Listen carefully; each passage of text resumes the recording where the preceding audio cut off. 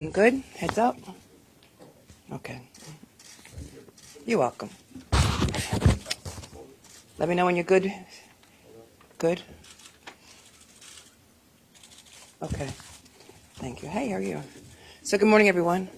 I'm pleased to be joined by Matt Myers, the president of Campaign for Tobacco-Free Kids, Andre Richardson, the campaign manager for Flavors Hook Kids NYC, and Adam Fine, the principal of East Hampton High School in East Hampton, New York. As you know, the Office of Attorney General holds no greater responsibility than protecting the health and safety of young people of this great state. And today, one of the most prevalent health concerns facing us is the crisis of youth and nicotine use. In rising numbers, our children are vaping. And we know that no matter how it is delivered, nicotine is addictive and it's harmful. And it's especially harmful to our youth. And right now, an entirely new generation of Americans have become addicted to nicotine. A recent National Youth Tobacco Survey shows that approximately 4.1 million high school students and 1.2 million middle school students currently use e-cigarettes. And according to the CDC, between 2017 and 2018, e-cigarette use increased 78% among high school students and 48% amongst middle school students nationwide. And the New York State Department of Health estimates that 1 million residents use e-cigarette products on a regular basis. 220,000 of those users are under the age of 18. And there is no doubt that Juul, the largest e-cigarette company, has caused this addiction. In fact, they hold 70% of the market. And that's why today we are taking action by announcing a comprehensive lawsuit against Juul Labs Incorporated. Juul basically took a page from Big Tobacco's playbook by marketing its products in a manner that was appealing to underage youth. It misled consumers about the nicotine content of Juul's products. It misrepresented the safety and the therapeutic value of its products by saying they were safer than cigarettes and suggesting that consumers make the switch, when in reality, Juul's products contain significant amounts of nicotine and are not cessation devices. They allowed minors to purchase its products in violation of New York state law. And Juul violated New York state law by repeatedly targeting teenagers through its vast advertising campaigns and selling products in a variety of appealing flavors to underage New Yorkers through its website and in retail stores. And when Juul launched in 2015, New Yorkers, the consumers, were introduced to the company through targeted launch parties in New York City and the Hamptons. Its ad campaigns were accompanied by the catchy phrase vaporized, with a corresponding social media hashtags, including hashtag dash vaporize, or hashtag dash Juul, or hashtag dash lights, comma, camera, comma, vapor, and hashtag dash Juul vapor. The ads failed to warn consumers that Juul's products contained nicotine, which is highly addictive and particularly dangerous for teenagers. A 2016 survey revealed that roughly 1/3 of teens surveyed reported that they thought Juul and other e-cigarette products were harmless. In subsequent years, Juul's social media presence continued to focus heavily on attracting young audiences. And a 2018 study found that approximately 45% of the individuals who were following the official Juul Twitter account in April 28 were between the ages of 13 and 17, while only 20% of the followers were 21 years or over. In addition to marketing to young New Yorkers, Juul engaged in direct outreach to high school students, which is why we have the principal of one of our preeminent schools here today, including to at least one New York City high school, and where a Juul representative falsely stated to this freshman that its products were safer than cigarettes. The damage done by the company's ad since its launch has already been felt by millions of youth across the country. And to date, there have been 42 deaths and more than 2,000 cases of severe vaping-related illnesses nationwide, including 146 New Yorkers who have suffered vaping-related illnesses. And tragically, right here in New York City, in October of 2019, in the borough of the Bronx, a 17-year-old boy died due to a vaping-related illness, making that the first vaping fatality in New York and the youngest vaping fatality in the United States. There can be no doubt that Juul's aggressive advertising has significantly contributed to the public health crisis that has left youth in New York and across the country addicted to its products. By glamorizing vaping while at the same time downplaying the nicotine found in vaping products, Juul is putting countless New Yorkers at risk and compromising the health of millions of young people. This lawsuit reaffirms my commitment to protect the health and safety of our youth. And so we have filed this most extensive lawsuit, again, on behalf of the youth of New York State. And now I invite Matt Myers, the president of Campaign for Tobacco-Free Kids, to share a few words. Thank you. Thank you. Today we face an unprecedented epidemic of historic proportions. In just 2 years, we have seen the percentage of our high school students who use e-cigarettes more than double, and the percentage of our middle school students who use e-cigarettes more than triple. It is the most rapid rise in kids addicted to nicotine or any other substance in the more than 40 years the federal government has been measuring drug abuse in our country. To some, these are just statistics, but every one of these individuals is somebody's son or daughter or brother and sister and friend. Juul may not think so, but these are our nation's kids.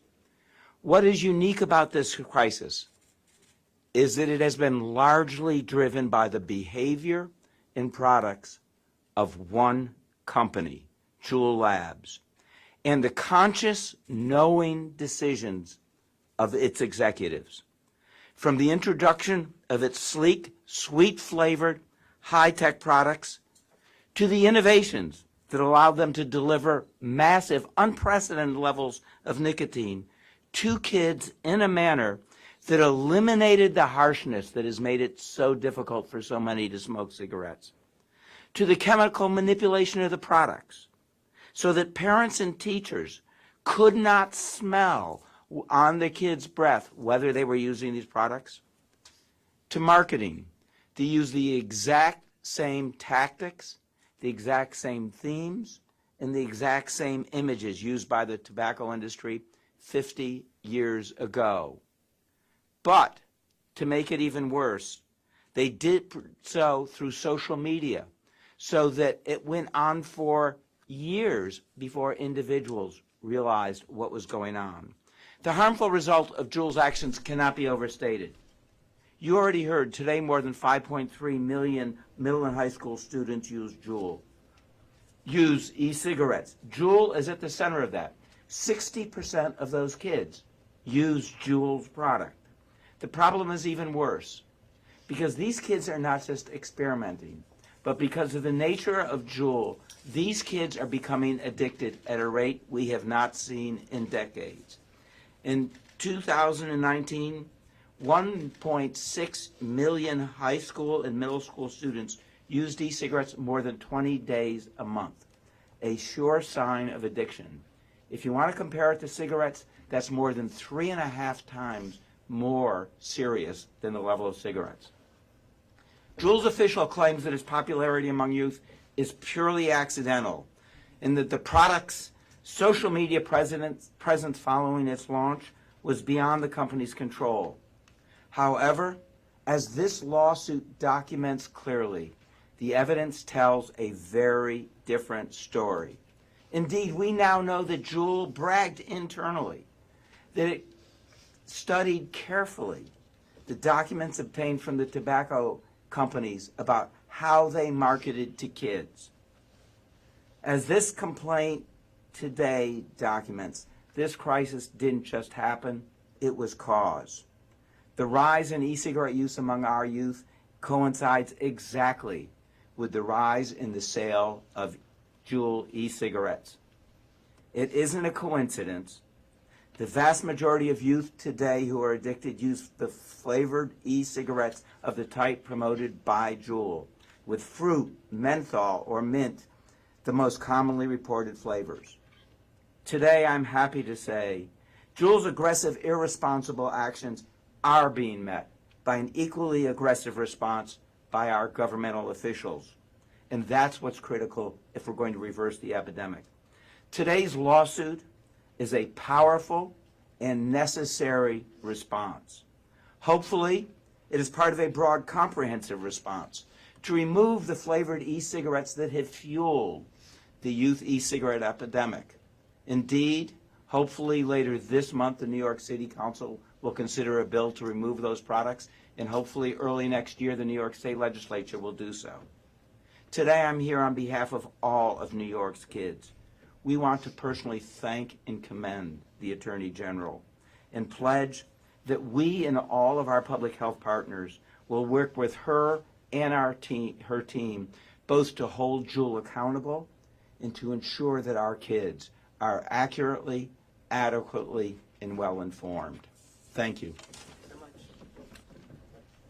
Previously, my colleague in North Carolina filed a case against Juul, and just yesterday, my colleague in California filed a case against Juul. The next speaker is Andre Richardson, the campaign manager for Flavors Hope Kids NYC. Good afternoon. My name is Andre Richardson, campaign manager for Flavor Hooks Kids NYC, and we are a coalition made up of parents, students, teachers, labor unions, and civil rights groups. I'm here today to applaud this measure and this lawsuit by the Attorney General against Juul. We've been organizing over the last 10 months with an education and awareness campaign across New York City. Juul has been nothing more than a wolf in wolf's clothing, with recycled playbook from the past using hypnotic advertising to hook kids as young as 11 and 12 years old. And what they've said internally is if we can hook a kid at 11, we will have a customer for life. To echo the earlier speakers, there's been more kids that have tried electronic cigarettes than live in the borough of Brooklyn and Manhattan combined. This is nothing short of an epidemic. 80% of kids who try e-cigarettes try a flavored product. In that flavored product, we also have menthol, which is the most addictive product that there is. Black folks are 18 times more likely to smoke a menthol product. There's 2 bills before the City Council today. We're asking the City Council to have the leadership that the Attorney General has here today and get these bills passed. We're here to say to Big Tobacco and to Juul, enough is enough. Thank you. And our last speaker is Adam Fine, the principal of East Hampton High School in East Hampton, New York. Thank you. I am relieved to be here today. I spent 2 days last week being trained by the FBI National Academy on how to deal with an active shooter situation in my school. For years now, I and my colleagues have been on high alert for this type of deadly assault, but no one alerted us to the premeditated and to date a very successful assault on my students' brains and lungs by Juul. Juul promised fun, romance, sociability, just like big tobacco companies did for decades. And Juul used social media to entice young kids to breathe in its specially formulated, highly addictive nicotine. Juul now claims to have made a mistake, never intending to market their poison to my students. I invite the co-founders of Juul to come to my high school and try to defend that lie, Or better yet, present your excuses to the 16-year-old kid who was once a star athlete, on the honor roll, and now is in tears in desperation because he can't quit. Over 65% of my 900 students are vaping. That's approximately 650 youngsters between the ages of 14 and 18. So do not believe the federal government's guesstimates about the number of kids using e-cigarettes. They are wrong. Millions and millions of young kids are addicted, and every day more are being enticed by Juul to begin. In addition to the physical, emotional, and psychological injuries to my students, there are substantial financial costs which I have been forced to pay out of other programs, thus shortchanging programs for students and staff. A conservative estimate is around $180,000 a year.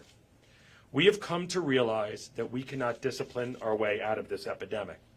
Suspensions and expulsions won't work. They won't help. We need to move away from a punitive system to a therapeutic program that will cost money that our local taxpayers do not have. So like other schools around the country, we are exploring reimbursement from Juul for the costs to try to combat this epidemic they started and continue to inflame. My colleagues and I will not continue to allow Juul to make billions of dollars while our taxpayers are forced and robbed of millions of dollars. That is why I stand here today with Attorney General James, whose courage and commitment to young people, my kids, is crucial to saving the next generation of our children. Thank you. I'd like to acknowledge my dedicated team who worked around the clock on this issue. First, the Special Counsel Mo Fajani of the Executive Division, the Assistant Attorney General Emily Al-Etta of the Consumer Frauds Bureau, with assistance from Tobacco Enforcement Section Chief Leslie Ann Cajola, Senior Enforcement Counsel John Oleski, and Bureau Chief Lisa Landau, all of the Bureau Care, the Healthcare Bureau, the Section Chief Amy Shallop, and Bureau Chief Jane Azier of the Consumer Frauds Bureau, with support from Jody Feld, the Chief Scientist, and Jeffrey Frolick, the intern, both of the Environmental Protection Bureau. The case is supervised by Chief Deputies Attorney Megan Fox and Chris D'Angelo, and supervised by the First Deputy Attorney General Jennifer Levy. Before we start with questions, I know one of the questions that you will probably pose to me is, what are we seeking? I'm glad you asked. One, we are seeking a permanent injunction against Juul and any other entity through which it may act from engaging in the deceptive and fraudulent advertising and illegal practices alleged here in the complaint. Two, we are seeking an order directing Juul to pay into an abatement fund with sufficient capital to eliminate the public nuisance it is responsible for creating.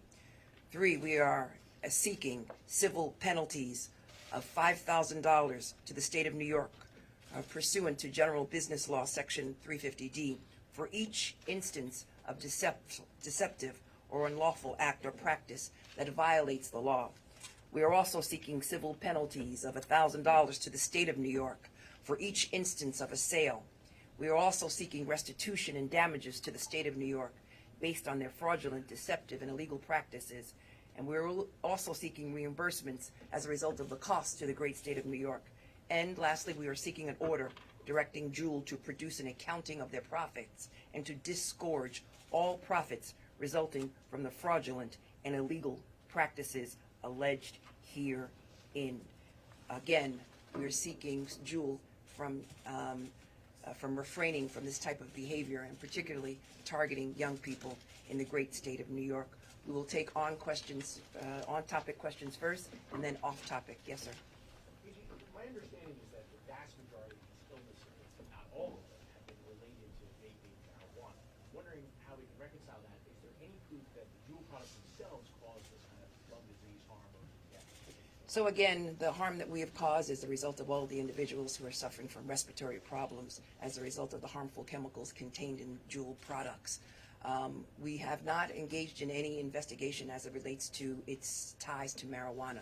We can only talk to you about the harms created by these products and the deceptive business practices and the false advertising that this company engaged in, and that's why we are seeking restitution, penalties, and disgorgement of their profits. Question? Yes, sir. What is the total dollar amount that you're seeking? We don't have a dollar amount for you.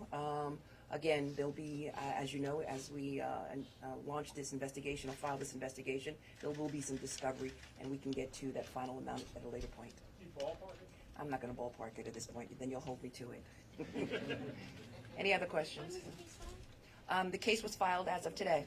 I have a question for Mr. Fine. Are you joining Principal other Fine? districts in suing Juul as well, or is this just your support of this lawsuit? This is a support of this lawsuit. Our district is currently in consideration and reviewing that now in conjunction with other districts in Suffolk County. Yes, ma'am. Will you unite with the states?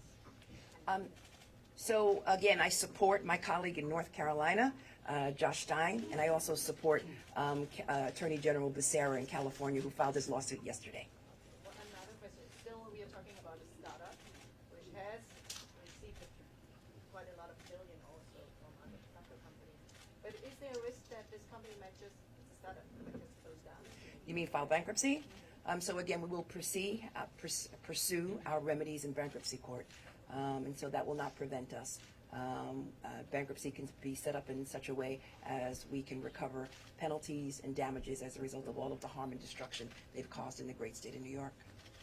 For Mr. Fine, can you just say a little bit more about how this has affected your students? You mentioned that one student, but I don't know, just generally what this would be. So in general, about 3.5 years ago, when we had seen a cessation of big tobacco in our building, we basically had nothing to deal with. Now we're seeing it, obviously, as my numbers indicated, on a monumental scale. I would say you'd be hard-pressed in my building, and I could generalize that probably to other high schools, to find students who have not tried vaping. We're dealing with it, suspensions. I think in the beginning of the year, the first month, I had 23 in-school and out-of-school Juul-related vaping suspensions. So that's when we kind of dialed it back, but it is interfering on every aspect of school day, whether it be teaching, whether it be what my assistant principals do, what my paraprofessionals in the hallways do. They're attending to this while other things are not being attended to. Again, we have very finite resources on Long Island, and as you probably know from being in the news, you know how the tax burden is on Long Island regarding property taxes. So we're really finite in what we do, and when we propose our budget in May, we don't have a line that dealing with kids vaping, and now we're really looking at it from a perspective of therapeutic angle. Well, just speaking about therapeutic system, can you just elaborate what you mean by that? What needs to be done? So right now, we're working on, when we have kids with problems, we've kind of cross-contracted with LICAD, which is the Long Island Council for Alcohol and Drug Dependency, to come in and work with our kids who, when they're caught or when they're vaping in school or if they ask for help. We have a huge aspect that we've obtained from private funding to help kids with mental illness as it relates to comorbidity with tobacco use, nicotine use, and drug use. So we have funding for that was privately obtained years ago for mental health illnesses. We're also working with a professor in Stanford on her program that she brought in to help with vaping education. We feel we're going to end up using more of the LICAD model because it's an in-person model. Let me just also say, as I travel the state of New York, we have a vaping crisis. We also have an opioid crisis. And so the state of New York is seeking reimbursement, again, in penalties and disgorgement from these companies that have caused the destruction and the death of countless number of individuals in the state of New York. There is a health crisis in the state of New York. And so this office obviously is in the forefront of that fight. Yes, ma'am. Often the argument from the Juul point of view is that there's not a lot of research and it does not necessarily have to be the vape pens, it's the illegal black market. How do you respond to that? Juul has 70% of the market, and clearly they advertise to youth. They engaged in deceptive advertising. They went to a number of schools, including the school in East Hampton, and indicated that the product was safe when it was not, and that it did not contain nicotine when it does. And so as a result of that, they should be held accountable for their actions. Yeah. As you know, there's an attempt to ban vaping on a statewide level through the executive branch, which is started by the court. What do Yes. you think is the best remedy to do that? Is it through the executive branch, or legislation should be taken up there? My understanding is that there's pending legislation by Senator Hoylman and Assemblywoman Who? Bashat, from Brooklyn. And so as a result of that, it's my understanding that those pieces of legislation will be taken up in the legislative session. I understand that there's a bill pending in the city council. We are taking action. I believe all fronts need to take action against this health crisis. Yes. Were you lobbied by Flavors of Kids or any of the partners to bring this case? I mean, did they work with you on putting it together? So we began investigation in 2018. And so the advocates just met with us recently, but our investigation was way before any meeting with the advocates. Two, it's also important to know that as a result of media accounts, we have been reading about this healthcare crisis, and we're very concerned about its impact on young people in the state of New York. And lastly, the death of that 17-year-old young gentleman in the Bronx just made up my mind that we need to move forward, and we need to move forward aggressively, extensively, comprehensively, and we need to do it before it.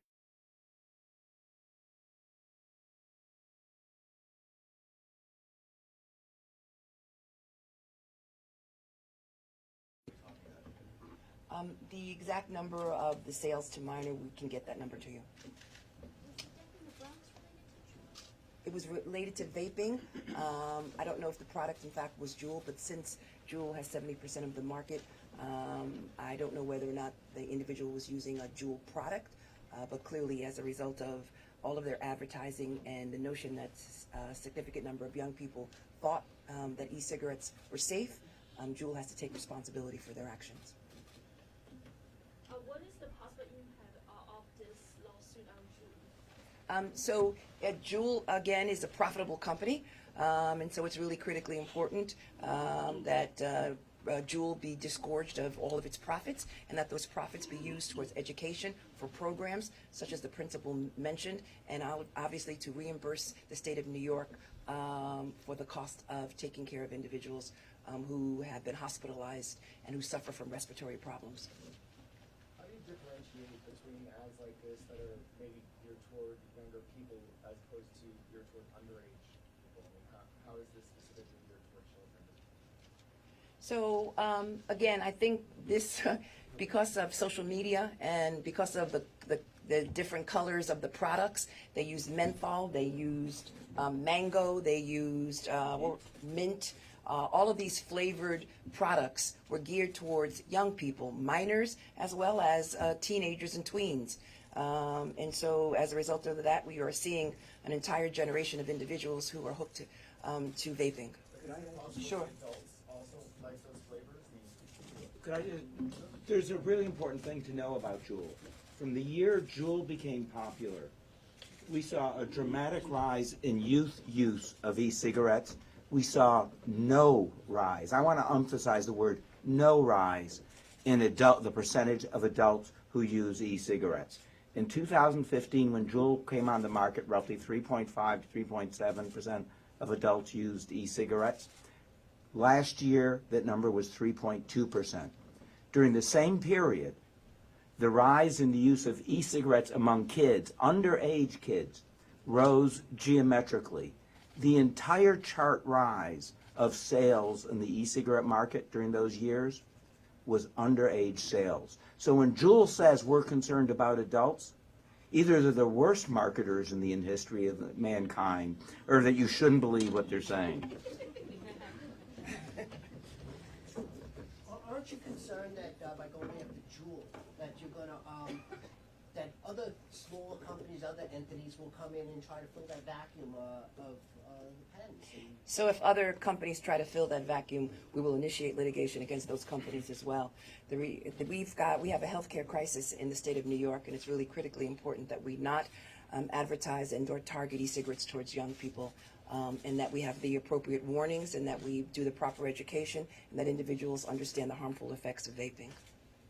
My question is a little similar, but not so much that they'll revert to there'll be a vacuum for other e-cigarette companies to step in, but that the youth that are now taking nicotine will now revert to actual tobacco. I don't think we should be concerned about the collateral consequences. I think what we need to do is take action against Juul for the harm that it's caused and the destruction that it's caused, and the fact that they are taking a page out of cigarettes companies And individuals need to understand the harmful effects of vaping. A significant number of individuals, unfortunately, are suffering from these respiratory problems. And I can't not sit back and allow this to continue to occur in the state of New York, particularly after the death of a young person in the Bronx, which was due to vaping. Just if you can reiterate the camera, just the Yeah. rules that are in place for stores in New York, as well as just talking about banning flavors. I'm sorry. Just in terms of regulations that are imposed in New York to stop at the sale of, let's say, the black market could be caught. So again, they're not supposed to sell to underage individuals. There was a law passed in November of last year, and unfortunately, Juul and other companies continue to sell to minors, underage individuals. There is a warning sign with respect to the fact that it contains nicotine, but it's too little, too late. An entire generation of individuals, unfortunately, have been addicted to e-cigarettes. And so we have a responsibility as the Chief Law Enforcement Officer in the state of New York to protect young people, and that's what we are doing with this litigation. We are now going to, I've got to take my friend in the back who's sitting down. It's the last question on topic. So I'm just reading here that Altria, one of the world's largest cigarette manufacturers, bought 35% of Juul at the end of last year for $12.8 billion. So would this lawsuit allow you to reach into their treasury as well as a result of there being such a large holding such a large? So let me just say that I can't specify our legal strategy. But going forward, all individuals who are responsible for the destruction that has been caused in the state of New York, you can be assured that this office will pursue those individuals and not be limited to any one particular company. Off topic. Ms. James, undercover Newsday investigation found evidence of unlawful discrimination in housing. A couple questions. One, did you see the story? Yes. Second, do you think that the Attorney General's office has a role to play in weeding out unlawful discrimination? If you do, what specific steps does your office plan to take to address this issue? Yes, we have a role, and there will be something that will be announced this afternoon. Can you talk about why you think housing discrimination is a problem and just our laws to protect against it? Clearly, equal protection under the law for all individuals applies to all of us, particularly in the housing market. And this office has a responsibility and duty to ensure that individuals are treated fairly and equally and that no one is discriminated against. And our office will have more to announce on that issue later on. And if I could just ask one follow-up question. What did you think when you read statistics such as that 1 in 2 black shoppers were discriminated against or apparently discriminated? That our office should look into it. Next question. WeWork, can you comment on the investigation into Adam Newman and any more details you can provide? I cannot confirm or deny that there's an investigation into our office. Sorry. Regarding the recent Exxon trial, the securities fraud trial, right, on the last day of the trial, you guys dropped 2 very serious fraud claims against the company and didn't really provide much of an explanation as to why. They were pretty serious. They said that Exxon had intentionally misled investors and that investors had actually relied on those misstatements when they purchased shares. So leaving those behind and leaving it with just the Martinez claim, I mean, why were those serious claims dropped? Because we wanted to go in with our most serious allegation in the case that we thought that we could prove, and we wanted to make sure that we would focus the issues before the judge. And so we await the decision of the judge, particularly as it relates to violations of the Martin Act, and we stand behind that case. Yes, ma'am. The NYPD last month released its new body camera Yeah. policy. This is something that you obviously pushed for heavily when you were a public advocate. There was a city council hearing where the council members were addressing concerns about the new policy, namely that family members don't have an explicit right to be able to view that footage, an unedited version of that footage, or even at all, and that police will release edited and redacted versions and not the full video. So I'm curious if you have any concerns about the policy. Yeah, I believe in full transparency. I also believe that there should be funds associated with body cameras, including but not limited to full request and the storage of footage in the cloud. And going forward, I believe that the NYPD should have more transparency and accountability as it relates to the release of its body camera footage. But also let me say that systematically across the state of New York, we need a uniform system. As I travel all throughout the state of New York from county to county, each county has different regulations as it relates to the release of footage. And it's really critically important that we have one system in place, and I'm urging the state legislature to act. I know that this is Is Yeah. there anything that you could do as the state attorney general to, get the NYPD to tweak this body camera? So policy? as Is the there anything you Attorney want? General, we can use our, the bully pulpit, and obviously we still have conversations and we are still involved with local politics, municipal politics, and continue to have relations with NYPD on issues relating to public safety. Were you consulted about the policy? No, I was not. T-Mobile has just promised more investments in the state. Would you come to an agreement? Our case against T-Mobile is an antitrust violation. Obviously, we're concerned with anti-competitive behavior. And so providing public benefits are good, but it does not address the antitrust violations. Yeah. A secret vote with Jacob was allegedly put together in Congress, and someone's been had a conversation about that. It was reviewed by the IG's office. If you're familiar with that, whether your office would be. So it's my understanding that this watchdog agency could not corroborate, could not substantiate the leak, and as a result of that, I will not question the integrity of a watchdog agency. The very next day, the same IG's office issued a report regarding Bob Friedman, open government, and it basically concluded that the Times Union newspaper didn't do enough to protect its employees against Bob Friedman's actions. Some thought it might be inappropriate that the IG's office would use to go after a private company, a newspaper, for example. Your thoughts on the IG's office and your So I don't know all of the facts, but I do, again, will not question the integrity of a watchdog agency. We will continue to monitor the situation, and if in fact our office is in a position to move forward in any investigation, we will announce it. Any other off-topic questions? Thank you all for coming.